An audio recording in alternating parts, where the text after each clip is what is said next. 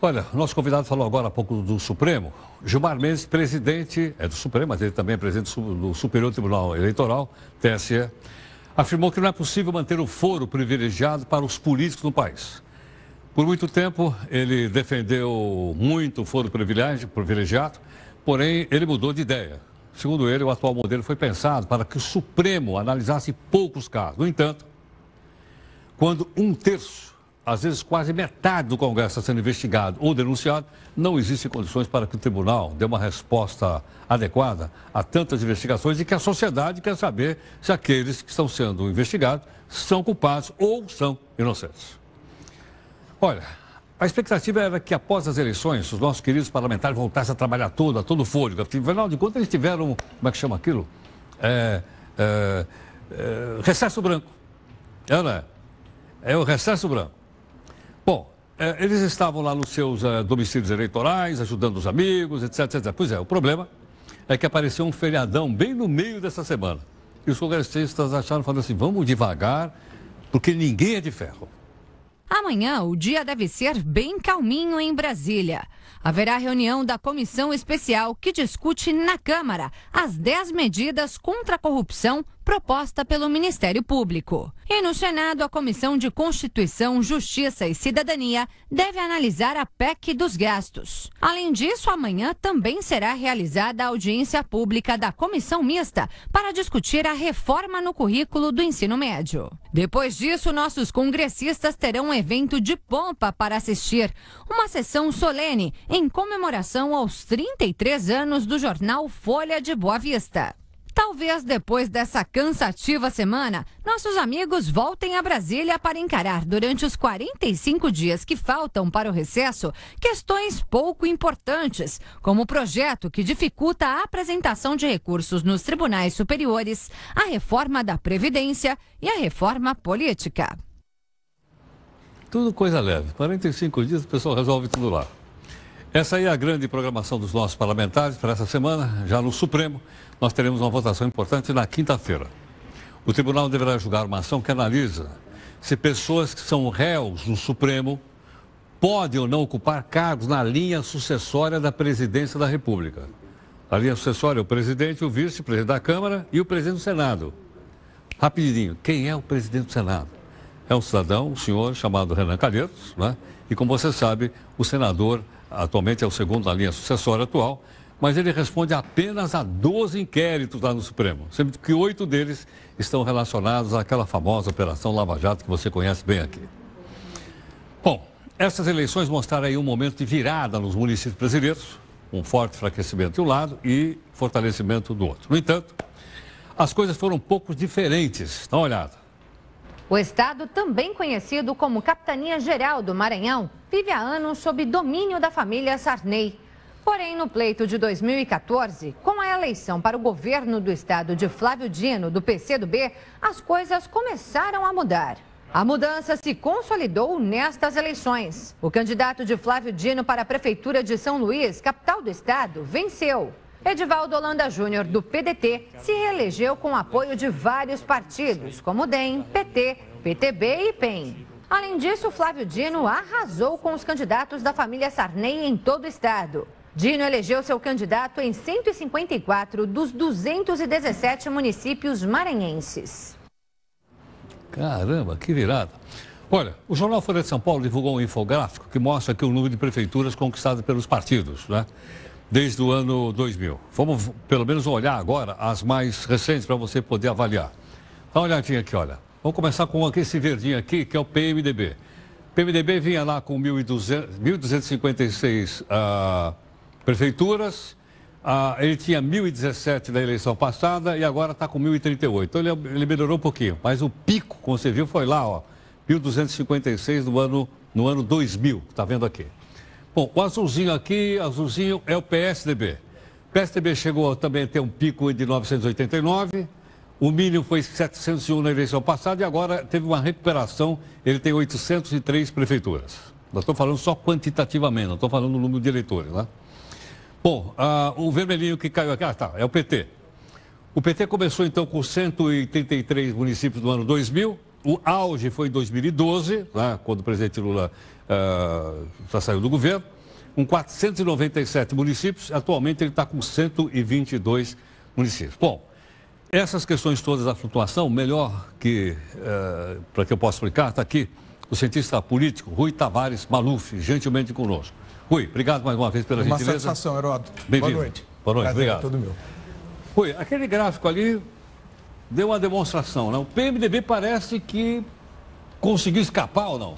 Olha, historicamente o PMDB está sempre bem posicionado. Ele pode não ter a capacidade, no plano federal, por exemplo, de emplacar um nome para presidente da República via eleição direta, ou mesmo para governos de estados muito importantes. Mas do ponto de vista da sua capilaridade, ele nunca esteve rigorosamente mal na fita. Ele, de certa maneira, com a força da sigla, com a sua história, ele sempre aparece razoavelmente bem nas eleições. E alguma flutuação faz parte mesmo, tem que ter, não é só ele. Agora, Rui, os municípios do PMDB não são os mais povoados, né? Não são os maiores municípios, eu suponho. Não. Está mais na área do PSDB hoje ou não? Bom, sem dúvida alguma, o PSDB, com a própria vitória que teve no estado de São Paulo, na região metropolitana e alguns municípios mais afastados, mas igualmente importantes, no próprio estado de São Paulo e também outros, como no Sul, Porto Alegre, acaba tendo um colégio eleitoral muito favorável, muito grande, que o coloca muito bem, ainda que o número de prefeituras não seja assim tão forte, tão expressivo. Agora, Rui, é possível dizer, olhando para o PSDB, que o grande vencedor foi o governador de São Paulo, Geraldo Alckmin, ou não? Olha, eu tenho um pouco de dúvidas em relação a isso, viu, Heródoto? É claro, não dá para dizer que ele é perdedor de forma alguma, mas a maneira como está se tratando essa questão eu acho um tanto quanto exagerada. Vou te dar um exemplo. Mesmo na região metropolitana aqui de São Paulo, no ABC, se nós olharmos a quantidade de eleitores que não votaram em nenhum dos candidatos... Muito alto. É muito alto. E isso de maneira geral no país. Então, eu acho que foi maior até no segundo turno do que no primeiro, estou enganado. A tendência é que sempre o segundo turno, exatamente... historicamente, sempre aumenta a abstenção, tende a cair os votos brancos e os nulos, embora essa é uma novidade da presente eleição, esse comportamento apresentou bastante alterações a depender dos municípios. Quase sempre os brancos caíram, mas em muitos municípios você teve trajetórias diferentes dos votos nulos. Mas o que é certo é que a abstenção sempre é muito maior. Quando você soma abstenções brancos e nulos, eu não vou dizer que é uma tragédia, mas é muito ruim. E, sobretudo, nesses municípios maiores, Rio de Janeiro, segundo turno, o que você vê é que um número muito expressivo, mais de 40% dos eleitores, não votou em nenhum dos candidatos. E se você vai falar, então, apenas no primeiro colocado, a situação ainda é mais complicada. Ou seja, a taxa de representatividade é muito baixa. Entendo. Eu até vou corrigir ali. Na última eleição, o PT teve 644 e não 441, como eu falei. Estou fazendo a correção. Agora tem 254 municípios. O PT. Então vamos falar do outro lado. Quem é o perdedor? Então, o PT. Isso é inegável, isso é inegável. Olha, não dá para dizer, seria muito duro. O PT foi varrido, mas foi atropelado. Assim, até em municípios como Anápolis, em Goiás, né, um lugar onde o PT sempre esteve bem, vinha governando e era visto como favorito, acabou sendo derrotado. Santa Maria, no Rio Grande do Sul, igualmente. Ou seja, em importantes colégios eleitorais do Brasil, o PT praticamente saiu de cena. Mas o que foi? A questão nacional colou no município? Com certeza. Com certeza? Com certeza, embora é claro que numa eleição municipal nós não podemos reduzi-la a uma dimensão nacional. Claro. Mas, nesse caso, dado as características muito especiais nas quais o Brasil vem vivendo nos últimos tempos, e também porque o PT, de certa maneira, quis nacionalizar em alguns colégios eleitorais, isso entendendo que essa nacionalização o favoreceria, dizendo, olha, o impeachment da presidente Dilma foi um golpe, isso, acabou ele próprio pagando, como em São Paulo, esse preço muito alto. Né? Então, é uma combinação de coisas, mas vamos dizer que o peso disso foi muito especial. Agora, há alguma relação entre ainda o que se falava de golpe contra a presidente Dilma e o resultado dessa eleição? O resultado dessa eleição diz, olha, não, pelo menos eu li, olha, não se consolidou o tal golpe, veja o resultado da eleição. Eu acho que o resultado, de certa maneira, é muito expressivo nesse sentido, dizendo, olha, ainda, por isso que eu tomo cuidado de dizer, da mesma maneira que a gente não poderia dizer, olha, o grande vencedor é o governador de São Paulo, Geraldo Alckmin, a gente tem muitas leituras possíveis, mas podemos, de certa maneira, caminhar na direção do que você acaba falando. Eu acho que tem um certo respaldo. Minha única preocupação em tudo isso é que a gente não faça asserções muito definitivas, porque eleições municipais têm presente efeitos locais, características locais, e estamos falando... Mas não é mais uma razão para um cidadão ir votar? Veja bem, é um problema do meu bairro. Eu estou preocupado com os buracos da minha rua. Eu estou preocupado se a ponte vai cair, a pinguela vai estar lá ou não. Isso não me motivaria mais a votar do que uma eleição, por exemplo? Olha, algumas das teses democráticas sempre valorizaram a ideia de que o governo local, no caso brasileiro, o município, é aquele que mais de perto falaria sobre a força e a vitalidade da democracia. Talvez isso tenha alguma verdade quando a gente pensa em pequenos e médios municípios. Mas quando nós pensamos em grandes municípios, convenhamos, é muito mais complexo o que está em jogo, né? Muitas vezes se perde até o efeito, a propriedade, vamos assim, das características locais. Então, muitas vezes, a ideia de uma proximidade entre representante e representado, no caso do município grande, como São Paulo, Rio e outros tantos, não se faz presente. Então, essa ideia acaba, muitas vezes, não se materializando. Agora, Rui, e aí? Quando é que os políticos vão recuperar o seu prestígio? Olha, porque você acabou de dizer, o número é muito grande, eles não foram votar. Eu tenho para mim que dois ilustres não foram votar. O Lula não votou e a presidente Dilma também não votou. E o que é muito ruim, porque no caso, um líder político que ainda é lembrado pelos seus próprios partidários como um possível candidato em 2018, ter uma atitude como essa, e passando a ideia de que porque eu tenho mais de 70 anos, realmente não promete, vamos assim dizer, um futuro promissor, no caso, para essa legenda. Mas o que eu tenho para mim, Heródoto, é que nós, de fato, seja com essa eleição, mas já também caminhando na última eleição nacional, presidencial, nós encerramos um ciclo da nossa democracia.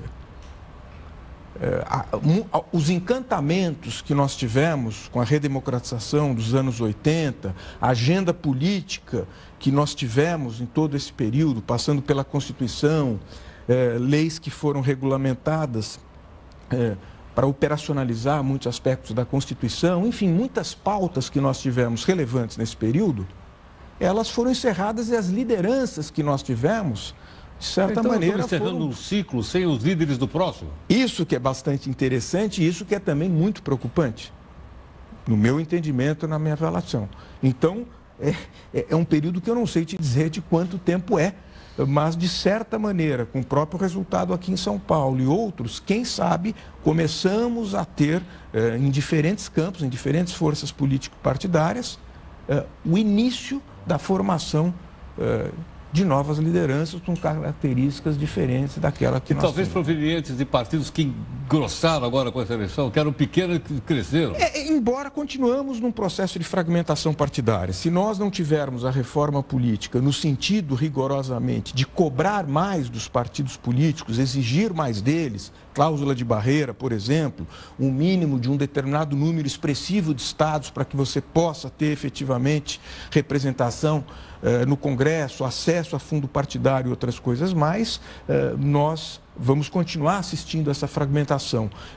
Eventualmente alguma recomposição, algum desenho, algumas legendas, de certa maneira, se beneficiaram um pouco aí com a fragilidade do PT, mas não dá para dizer que ninguém soube de fato, ou teve a capacidade de aproveitar essa derrocada, vamos assim dizer, do Partido dos Trabalhadores. E também no outro campo a mesma coisa. Não tem uma única força política que ocuparia esse campo aí chamado muitas vezes de liberal, democrático ou conservador, enfim.